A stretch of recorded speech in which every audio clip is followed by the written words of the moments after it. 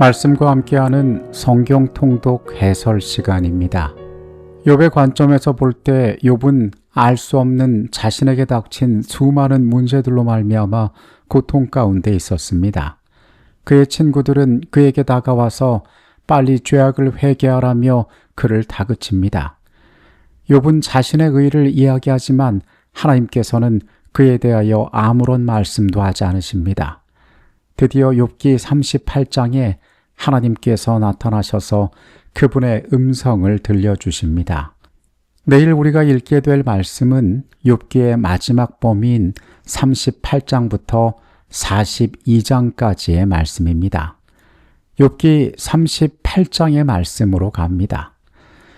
인간들의 기나긴 대화가 끝나자 하나님께서는 욥이 요구했던 법정 조서나 죄목의 나열 대신 폭풍우 가운데서 직접 입을 여십니다.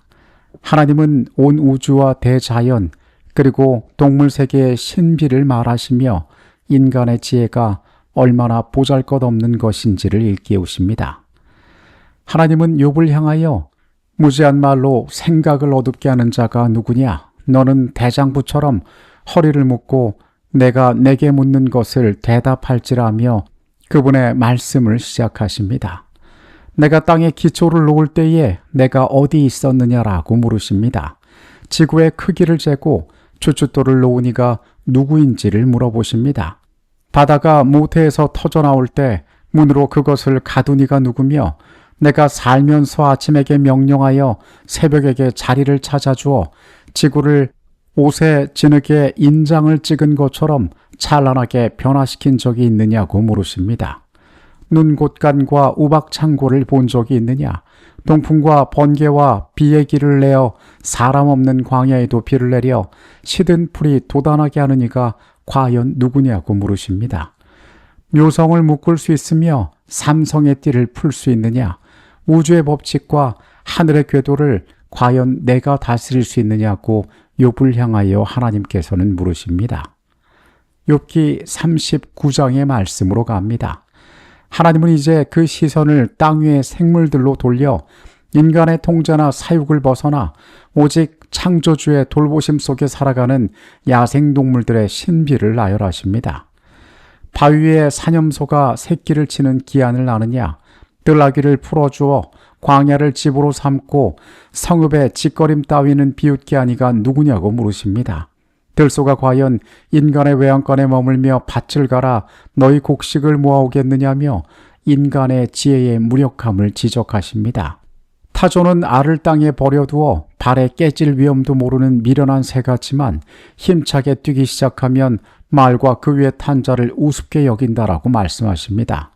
전쟁터에서 화살과 창 앞에서도 두려워하지 않고 소리 지르는 군마의 두려운 힘을 내가 주었느냐? 독수리가 높은 바위 꼭대기에 깃들이며 처절한 생명의 질서를 이어가게 명령한 이가 너의 지혜냐고 욥에게 물으십니다. 하나님께서는 이 질문들 가운데에 욥을 향하여 내가 이 거대한 우주와 야생동물들의 세밀한 생태계조차 다 이해하지 못하고 통제할 수 없다면 우주적 대쟁투 속에서 돌아가는 나의 깊은 영적 섭리와 고난의 신비를 어찌 내 좁은 이성으로 다 측량하려 하느냐라며 그의 무지함에 대하여 질문을 던지신 것입니다. 욥은 하나님의 냉정이 아니라 온 만물을 이토록 세밀하게 경영하시는 하나님의 크고 놀라운 사랑과 책임감을 발견하고 위로를 얻게 됩니다. 욥기 40장의 말씀으로 갑니다. 하나님께서는 40장과 41장에서 거대한 피조물을 통한 인간의 한계를 드러내십니다.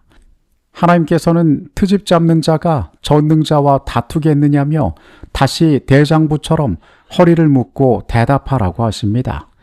내가 내 공의를 부인하고 자기를 의롭다 하려고 나를 정죄하였느냐고 물으시며 내가 하나님처럼 우레소리를 낼 수 있다면 스스로 영광과 존귀를 입고 세상의 교만한 자들을 찾아내어 다 진토에 묻어보아라. 그렇다면 내 오른손이 너를 구원할 수 있다고 인정해 주겠다고 말씀하십니다. 하나님께서는 욥처럼 지으신 베헤못을 보라고 하십니다. 그것은 뼈가 놋과 같고 갈비뼈가 철창 같으며 꼬리치는 것은 백향목이 흔들리는 것 같습니다. 그것은 하나님이 만드신 것 중에 으뜸인 것입니다. 요단 강물이 소용돌이치며 턱에 닿을지라도 태연하게 강물을 마시는 이 거대한 동물을 인간이 감히 낚아채거나 코를 꿰을 수 있겠냐고 물으십니다. 40장에 언급되고 있는 이 베헤못이라는 동물은 아마 하마로 추정이 됩니다. 욥기 41장에는 리워야단이라는 동물을 말씀하십니다. 내가 낚시로 리워야단을 낚을 수 있느냐, 줄로 그 혀를 맬 수 있느냐고 물으십니다. 그것을 잡으려고 손을 대기만 해도 다시는 싸울 생각을 못할 것이며 그것을 보기만 해도 낙담할 것이라고 말씀하십니다. 10절은 이렇게 말합니다. 아무도 그것을 격동시킬 만큼 담대하지 못하거늘 누가 내게 감히 대항할 수 있겠느냐? 누가 먼저 내게 주고 나로 하여금 갚게 하겠느냐? 천하에 있는 곳이 다 내 것이니라. 리워야단의 가죽은 이중 갑옷 같고 촘촘한 비늘은 바람도 통하지 못할 만큼 단단히 닫혀 있습니다. 그것이 재채기를 하면 빛이 발하고 입에서는 횃불이 뿜어져 나오며 콧구멍에서는 끓는 솥처럼 연기가 나옵니다. 철은 지푸라기처럼 여기고 놋을 썩은 나무처럼 여기니 활과 물맷돌도 그것을 두렵게 하지 못한다라고 말합니다. 그것은 바닷물을 끓는 솥처럼 출렁이게 하며 모든 높은 자를 내려다보며 모든 교만한 자들에게 군림하는 왕이라고 묘사하고 있습니다. 41장에 언급된 이 리워야단이라는 동물은 악어로 추정이 됩니다. 하나님께서는 이 리워야단조차도 당신의 통제 아래 계심을 보여주심으로써 욥에게 내 고난의 배후에 있는 우주적 대쟁투를 나 전능자가 온전히 다스리고 있음을 보여주려 하셨습니다. 욥기 42장의 말씀으로 갑니다. 하나님의 장엄한 말씀을 들은 욥은 마침내 자신의 무지와 교만을 완전히 깨닫고 티끌과 재 위에서 회개합니다. 욥은 주께서는 못하실 일이 없사오며 무슨 계획이든지 못 이루실 것이 없는 줄 아오니 무지한 말로 이치를 가리는 자가 누구이니까 라며 하나님의 첫 질문을 그대로 인용하여 대답합니다. 그리고 그는 이런 선언을 합니다. 내가 주께 대하여 귀로 듣기만 하였사오나 이제는 눈으로 주를 배움나이다. 그러므로 내가 스스로 거두어드리고 티끌과 재 가운데에서 회개하나이다. 그는 하나님 앞에서 자신이 얼마나 초라한 존재인지, 얼마나 주장할 것이 없는 연약한 존재인지를 회개하고 고백하였던 것입니다. 하나님께서는 엘리바스에게 진노를 바라시며 너희가 나를 가리켜 말한 것이 내 종 욥의 말같이 정당하지 못하다고 책망하십니다. 하나님은 친구들에게 번제물을 가지고 내 종 욥에게로 가라고 하십니다.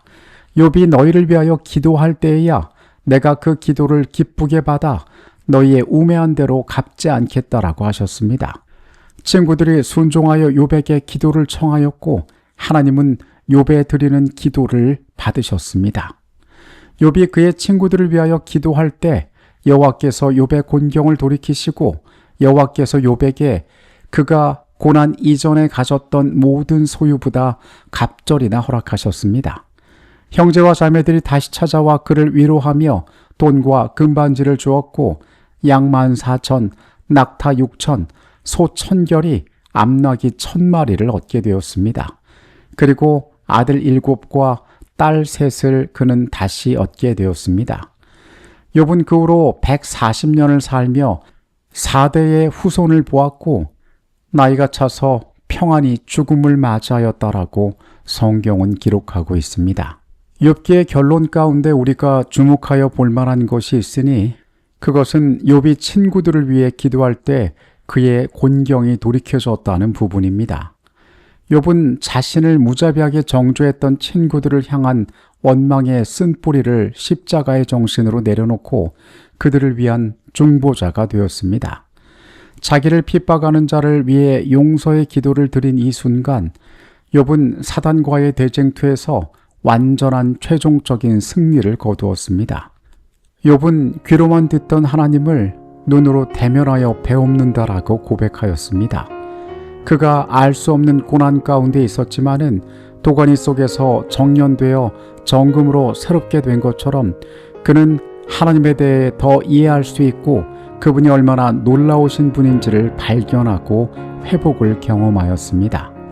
때로 우리의 삶에 이해할 수 없는 일이 우리의 생애 가운데 벌어진다 할지라도 하나님은 살아계시고 그분의 공의로 세상을 통치하시며 선악간의 대쟁투 가운데 모든 것을 명명백백하게 드러내실 것임을 우리는 믿고 신뢰해야 할 것입니다. 모두에게 평안한 밤이 되시기를 바라겠습니다. 내일은 시편의 말씀으로 찾아오도록 하겠습니다.